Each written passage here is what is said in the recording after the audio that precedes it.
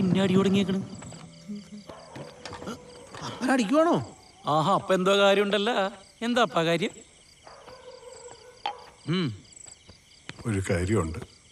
ആഹാ, ഒരു കാര്യമില്ലാത്തോണ്ട് ഞങ്ങൾ അടിക്കാണ്ടിരിക്കുവായിരുന്നു. ഇപ്പൊ കാര്യമായില്ലേ? ആ പിന്നെ എന്റെ അമ്മ, അതും അപ്പന്റെ കാര്യേ. നിപ്പരടിടാ.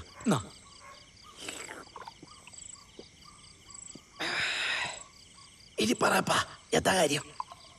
അപ്പനൊരു സങ്കടമുണ്ടടാ.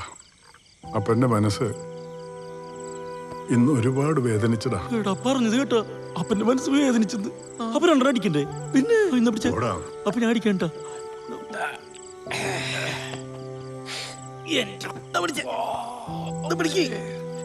അപ്പൊ ഞങ്ങളിങ്ങനെ കുടിയന്മാരാക്കാണ്ട് ഇനിയെങ്കിലും അപ്പൊ കാര്യം പറഞ്ഞു. പിടിച്ചേ. അപ്പന് നിങ്ങളോടൊരു പ്രത്യേക കാര്യം പറയാനുണ്ട്. പറയപ്പാ. അവൻ പോയി. ഞങ്ങൾ എങ്ങനെ ചിരിച്ചു കളിച്ച് നടന്നവരാടാ. ഇന്ന് അവന്റെ കണ്ണിലെ വേദന ഞാൻ കണ്ടു. ഒരു കാര്യം ആലോചിക്കുമ്പോ എനിക്ക് സന്തോഷമുണ്ട്. ഞാനൊന്ന് വീണു പോയാലും എന്റെ ഇടവും ബലവും നിൽക്കാൻ എന്റെ പൊന്നോമനും മക്കളുണ്ടിരിക്കും. അപ്പൻ എന്ത് തേങ്ങയൊക്കെയാണ് ഈ പറയണത്? ഞാനൊരു കാര്യം തീരുമാനിച്ചു. എന്റെ മക്കള് എനിക്കത് നടത്തി തരണം. ആദ്യം അപ്പനെ നടത്തി തരാം. ഇനി വന്നേ, ഞാൻ പറയട്ടെ. എന്റെ വലിയൊരു ആഗ്രഹമാണ്. പറഞ്ഞു. എനിക്ക് സ്വർഗത്തിൽ പോണടാ. അപ്പം പറയപ്പാ, അപ്പന്റെ ഏത് ആഗ്രഹവും ഈ ജിൻഡോ നടത്തി തരും. ഈ ജിജോയ് ഉറപ്പാണോ? എന്നാ പറയാം. എടാ മക്കളെ, അപ്പം മരിച്ചാൽ അമ്മച്ചിയുടെ കുഴിമാടത്തിന്റെ തൊട്ടടുത്ത് അടക്കും. അടക്കരുത്. പിന്നെ പഠിക്കാൻ കൊടുക്കണം. മെഡിക്കൽ കോളേജിലെ പിള്ളേർക്ക്. എന്തിന്?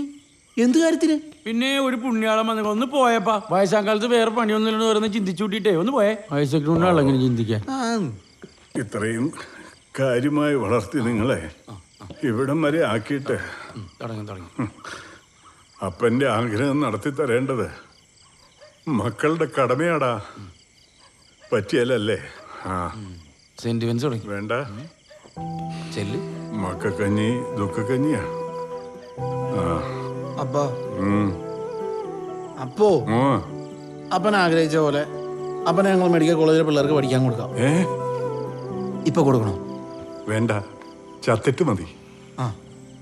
ആഗ്രഹിക്കുന്നതിനൊക്കെ ഒരു പരിധിയിലടാ. ഒന്നുകിൽ സൗന്ദര്യം വേണം, അല്ലെങ്കിൽ സമ്പാദ്യം വേണം. ദൈവം സഹായിച്ചത് രണ്ടും നിങ്ങൾക്കില്ല.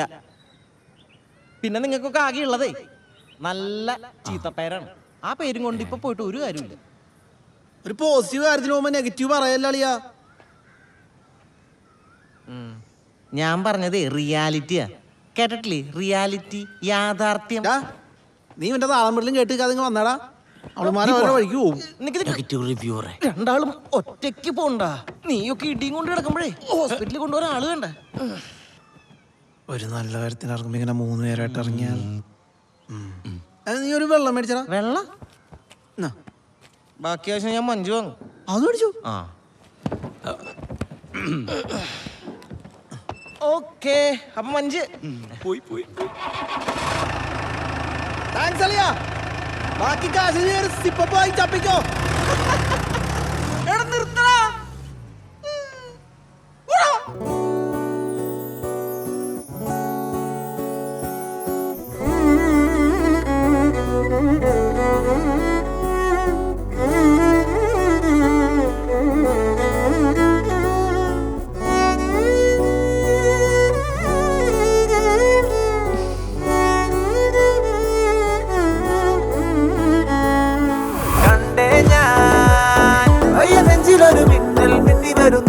കണ്ടേ ഞാൻ ഈ കണ്ണിലൊരു ലവ് ബോംബേ.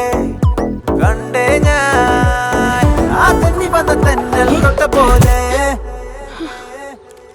അതെ, ഞങ്ങൾക്കൊരു കാര്യം പറയാനുണ്ടായിരുന്നു. അതെ, ഒന്ന് അങ്ങോട്ടും ഇങ്ങോട്ടും ഒന്ന് മാറാവൂ. താല്പര്യമില്ല എങ്കിൽ ഞങ്ങൾ തന്നെ മാറാം. ഒന്ന് മാറാം. സെറ്റ്. അതായത് കല്യാണം കഴിക്കാൻ പറഞ്ഞുകൊണ്ടിരിക്കുന്ന ഞങ്ങളുടെ അപ്പൻ വീട്ടുപണി ചെയ്യുന്ന അപ്പനെ കണ്ട് സങ്കടം തോന്നി കല്യാണത്തിന് നിർബന്ധിക്കുന്ന ബ്ലഡി ഗ്രാമവാസി. എന്നെ കല്യാണം കഴിക്കുക പറഞ്ഞ് പുറകെ കിടന്ന് മത്സരിക്കുന്ന ഈ നാട്ടിലെ മറ്റു സുന്ദരിമാർ. ഞങ്ങളുടെ ഒരൊറ്റ സ്നേഹത്തിന് വേണ്ടി ഞങ്ങളുടെ പുറകെ നടക്കുന്ന ഈ നാട്ടിലെ ചേച്ചിമാർ, ഐ മീൻ ആന്റീസ്. പിന്നെ അകത്തും പുറത്തുമായി ഫാൻസുകാർ വേറെ. സ്വാഭാവികം. പക്ഷെ ഇവർക്കാർക്കും ഞങ്ങളുടെ മനസ്സ് കീഴടക്കാൻ സാധിച്ചിട്ടില്ല.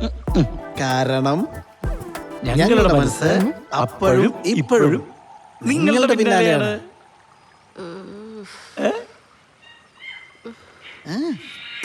ബ്രദേഴ്സ്, നിങ്ങൾ നിങ്ങളുടെ വിശ്വാസത്തിൽ മുറുകെ പിടിക്കുവിൻ.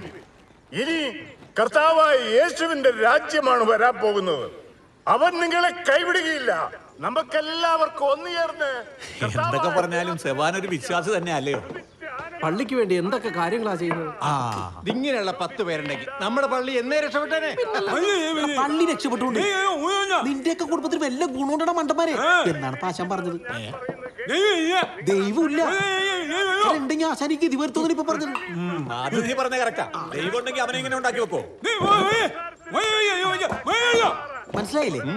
ആവതുള്ള സമയത്ത് പണിയെടുത്ത് 10 പൈസ ഉണ്ടാക്കാൻ പാശാൻ പറഞ്ഞത്. ഈ പറയുന്ന കേട്ട് കർത്താവിനെതിരെ എന്തെങ്കിലും പറയാനുണ്ടല്ലോ, ഈ ഊളച്ചായത്ത് തന്നെ മൂത്തൊഴിക്കും. ഇതൊരു തുടക്കം മാത്രം. കർത്താവിന്റെ അത്ഭുത പ്രവർത്തനങ്ങൾ ഇനി കാണാൻ പോകുന്നതേ ഉള്ളൂ.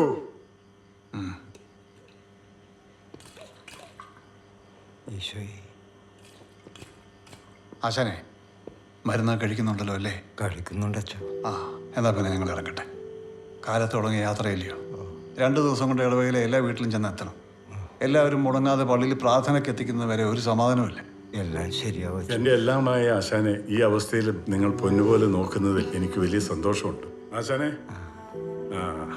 എങ്ങനെയുണ്ട്? നിനക്ക് സുഖാണോടാ? സുഖാണ്. നമ്മുടെ പഴയ പെരുന്നാൾ കാലമൊക്കെ ഓർക്കണണ്ടാ?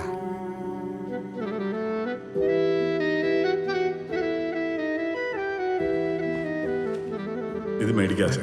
അല്ല, ഞാനല്ലേ തരുന്ന ആശാനെ. എന്തായി പറയുന്നേ? തവാനെ, ഇറങ്ങണ്ട.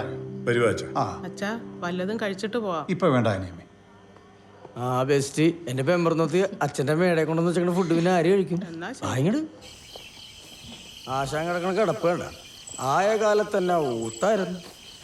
ഗോൺസാൽവസ്, അല്ല ക്ലാരനറ്റ്. നമ്മളെ കൊണ്ടാവുന്ന പോലെ അവരെ സഹായിക്കണം. ആശാൻ വീണ് പോയത് കൊണ്ടാ. അല്ലേ എങ്ങനെ ജീവിക്കേണ്ട പിള്ളേരാ. ഒരു കണക്കിന് ആശാൻ ഭാഗ്യവാനാ. പണിക്കൊന്നും പോകണ്ടല്ലോ.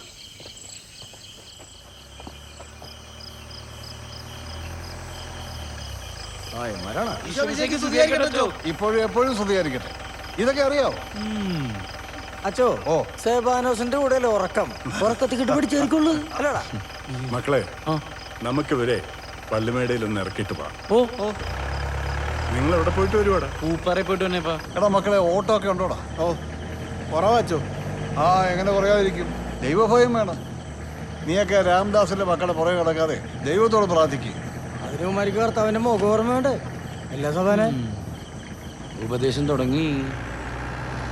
മക്കളെ, നിങ്ങളെ ഉപദേശിക്കാന്ന് വിചാരിക്കരുത്. നിങ്ങളുടെ പ്രായത്തിലുള്ള പിള്ളേര് കല്യാണം കഴിച്ച് പിള്ളേരൊക്കെ ആയിട്ട് നല്ല അന്തസ്സായിട്ട് ജീവിക്കണം. എടാ, നീയൊക്കെ എന്താടാ ഇങ്ങനെ ആയി പോയത്?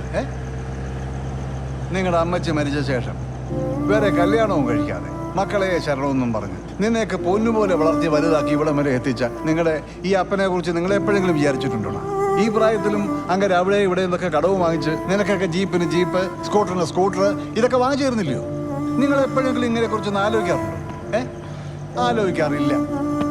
ഈടാ, ഈ 10-65 വയസ്സായിട്ടും നിനക്കൊക്കെ വെച്ചും വിളമ്പി തന്ന് നിന്റെയൊക്കെ തുണി കോണനും നനച്ച് അങ്ങനെ നശിച്ചൊരു പരുവായിരിക്കുക.